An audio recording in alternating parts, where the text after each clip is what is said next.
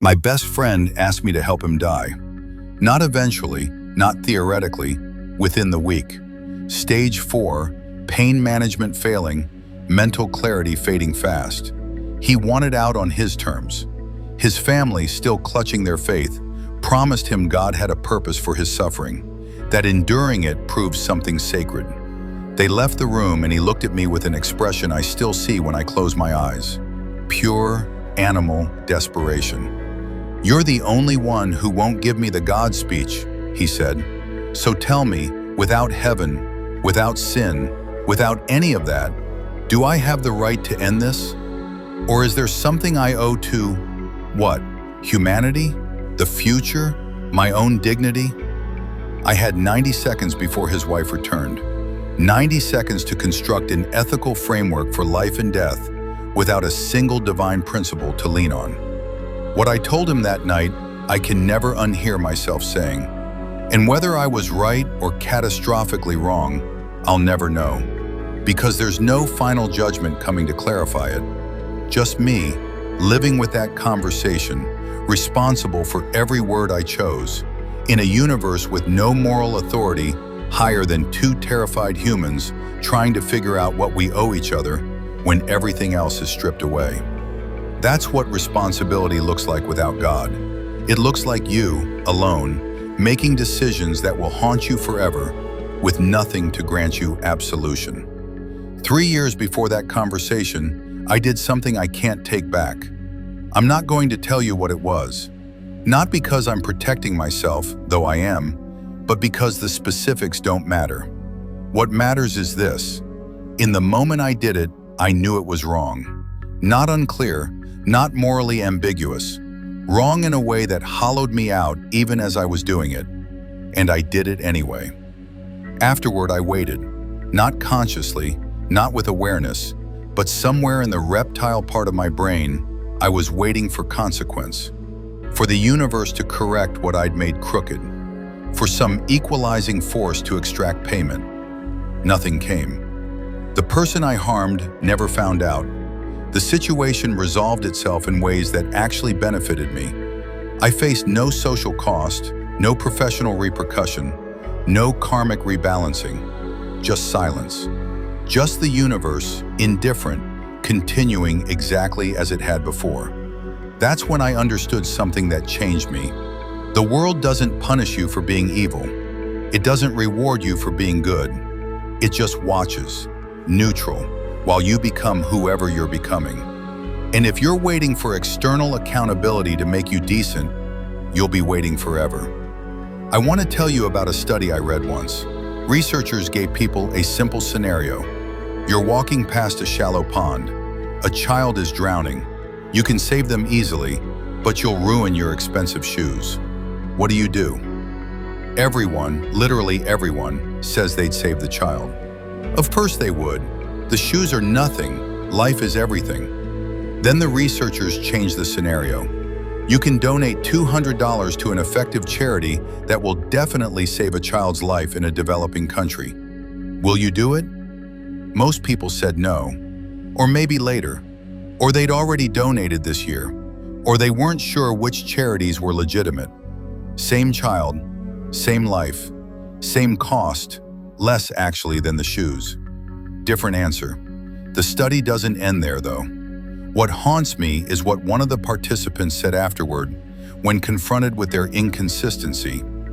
The drowning child is in front of me. I can see them. The other child? I don't know. They're not real to me in the same way. Not real. There are children dying right now, right this second, as you're listening to this, from completely preventable causes. Malnutrition, treatable infections, lack of clean water. Deaths so preventable they're almost absurd in their preventability.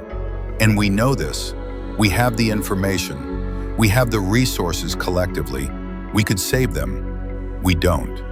Not because we're monsters, but because they're not drowning in front of us. They're not real to us in the way that demands response. In a religious framework, this is where divine commandment comes in. Love thy neighbor. All souls are equal before God. You'll answer for what you did and didn't do. But strip that away, and what compels you? What makes a distant child's life matter as much as one drowning in front of you? What transforms abstract suffering into the kind of moral emergency that demands your expensive shoes get ruined? Nothing does. Nothing will, unless you decide it does. That's the first brutality of secular responsibility.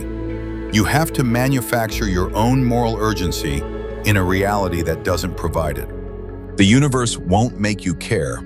Evolution certainly won't. Our empathy evolved for small tribes, not global populations. Your brain is wired to respond to immediate, visible suffering and to ignore statistical death because our ancestors who did that survived better. So if you want to be the kind of person who treats invisible suffering as real, you have to override your own wiring. Constantly, deliberately, forever, with no cosmic force to help you and every biological instinct working against you. And most of us fail, most of the time, including me. I didn't donate $200 this month, or last month. I bought things I didn't need instead. Shoes, actually, in a coincidence too perfect to ignore. Expensive ones. Somewhere a child died, maybe several. And I live with that. Not guilt, exactly, not the productive kind that changes behavior. Just knowledge. The cold, permanent knowledge that I had the power to alter reality in a meaningful way and chose comfort instead. No one's keeping score. No judgment day is coming where I'll have to account for the deaths I could have prevented but didn't. Just me, knowing. Just the person in the mirror, unchanged, unpunished, free to keep making the same choice tomorrow. There's a philosopher who asked a question that breaks people. If you could torture one innocent child to death, really torture them, slowly, horribly, and in exchange, every other human being would experience perfect happiness for the rest of history, would you do it? Most people say no. The child is sacred, inviolable. You don't trade innocent life for collective benefit, no matter how vast the benefit. But then, we let children die every day. Not one child, thousands, through inaction that would cost us trivially little to correct. And we don't get perfect happiness in exchange. We get slightly cheaper consumer goods, more convenient lifestyles, the comfort of not thinking about it. So apparently, we will sacrifice innocent children. We just prefer it happens at a distance, through systemic neglect rather than personal action, so we can maintain the fiction that we're not the kind of people who torture a child for happiness. The math is worse, but the optics are better. I'm not trying to make you feel guilty. Guilt is easy. Guilt is cheap. You feel bad for a few minutes, maybe donate $20 to ease the feeling, then move on. The world stays exactly as broken as it was before. What I'm trying to show you is something more disturbing. Without God, morality isn't a question of following rules. It's a question of what version of yourself you're willing to become when no one's enforcement matters except your own. And the darkest part? You can become almost anyone. The constraints are so much looser than we pretend. You could be more generous. You could be more cruel. You could dedicate your life to reducing suffering or spend it accumulating comfort. You could intervene when you see injustice or walk past it every single day. All of these are available to you. The universe doesn't care which you choose. It won't stop you from being monstrous. It won't reward you for being decent. It just provides the raw material of reality and leaves you to sculpt yourself from it.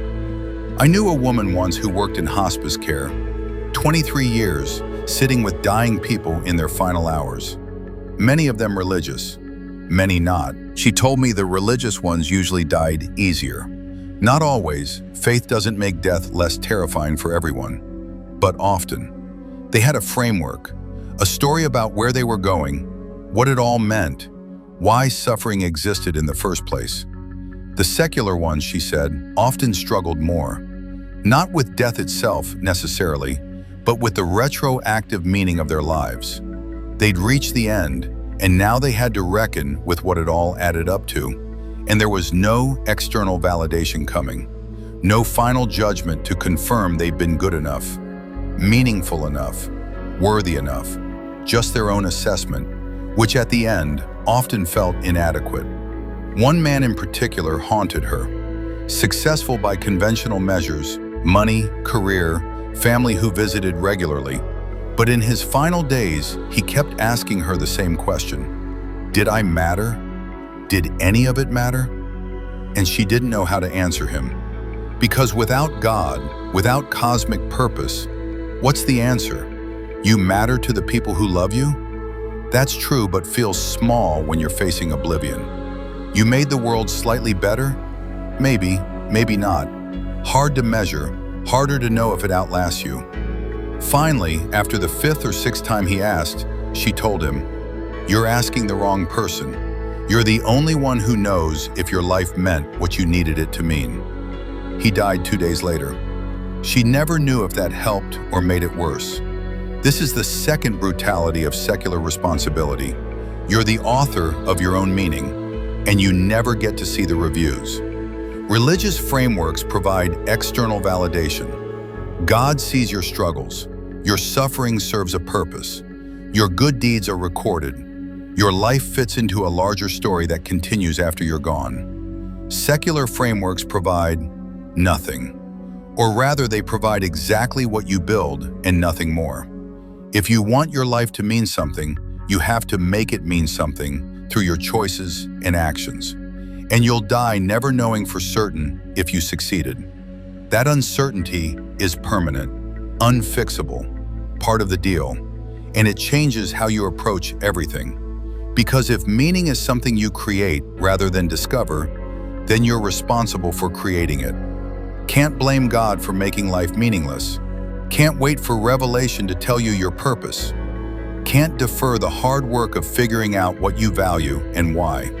You just have to choose and build and hope that when you're dying, your own assessment of your life will be enough. For some people, that's liberating. For others, it's unbearable. For most, it's both, oscillating depending on the day. There's a specific kind of nightmare I have sometimes. I'm standing in a completely empty space. Not dark, just empty, like a blank page extending forever in all directions.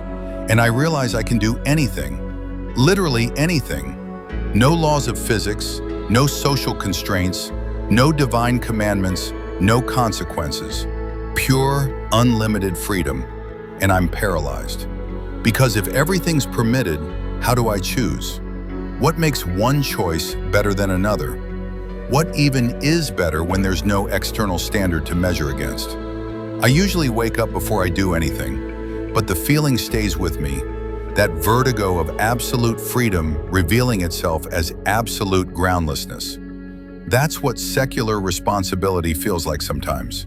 Not the dream version, but the waking version. You have more freedom than religious frameworks allow. And that freedom includes the freedom to become someone you despise, to waste your life, to cause harm, to fail completely at the project of being human in any meaningful sense. And nothing will stop you except you. Let me tell you what I didn't tell my dying friend. I didn't tell him that his question, whether he had the right to end his life, assumed there was an answer, a correct answer, floating somewhere in moral reality that we could discover if we thought hard enough. But I don't believe that. I think his question was a negotiation with himself about what kind of person he wanted to be in his final act. I think he was asking me to be a witness to that negotiation, to help him think clearly, to not let him collapse into pure desperation or pure doctrine. I didn't tell him that because it would have been cruel, because what he needed in that moment wasn't philosophical honesty about moral uncertainty. He needed someone to take his questions seriously enough to give him real thinking, real care, real engagement. So I did. I gave him the best version of moral reasoning I could construct in 90 seconds. Knowing it was incomplete, knowing I might be wrong, knowing he'd live or die based partly on what I said. And then he made his choice. And I've spent 3 years wondering if I gave him permission when I should have given him reasons to stay. Or if I gave him complications when I should have given him permission? Or if the entire framework of permission and obligation was wrong for what he was actually asking? I'll never know. And that not knowing isn't a gap that will eventually be filled. It's the permanent condition of having exercised responsibility in a universe where right answers don't announce themselves. What I learned from that conversation, what I'm still learning, is this. Responsibility without God isn't about getting it right. It's about accepting that you won't know if you got it right and choosing carefully anyway. It's about making decisions that will haunt you and making them anyway because the alternative, paralysis, abdication, deferring to authority you don't believe in, is worse. It's about building systems of accountability in a reality that doesn't enforce them, and maintaining those systems even when you're tired and no one's watching. And it would be so much easier to let things slide. It's about treating invisible suffering as real, even though every part of your brain is screaming that it isn't. It's about creating meaning that will die with you, and creating it anyway, because the meaninglessness of creating temporary meaning is better than the meaninglessness of creating nothing at all. It's about being the only judge of your own life, and accepting that your judgment might be corrupted by self-interest, blind spots, and all the ways humans lie to themselves. It's about doing the work anyway. There's something I haven't said yet, something I've been avoiding. The thing I did 3 years ago, the wrong thing I knew was wrong and did anyway. I never apologized for it. The person I harmed never knew, and I've never told anyone what it was. Not because I'm protecting my reputation, though I am, but because keeping it secret is part of how I punish myself. The knowledge sits in me like a stone, heavy, permanent, growing heavier as time passes, because the opportunity to make it right passes with it. In a religious framework, I could confess, repent, receive absolution. The stone would dissolve through divine forgiveness. But I don't have access to that, so the stone stays, and will stay. And I carry it, and will carry it until I die. And some part of me thinks that's appropriate, that this is what accountability looks like when no one else enforces it. You become both the criminal and the guard, both the guilty party and the sentence. But another part of me wonders if I'm just being self-indulgent, carrying guilt instead of making repair, feeling bad instead of being better, using the weight of the stone as an excuse not to change, because change would mean confronting what I did directly instead of just enduring this vague, heavy feeling. I don't know which part is right, and I'll die not knowing. My friend died 4 days after our conversation. I'm not going to tell you how. I'm not going to tell you whether he followed through on what he was asking about or whether something else intervened. I'm not going to tell you if I think he made the right choice or if I think my words helped or hurt.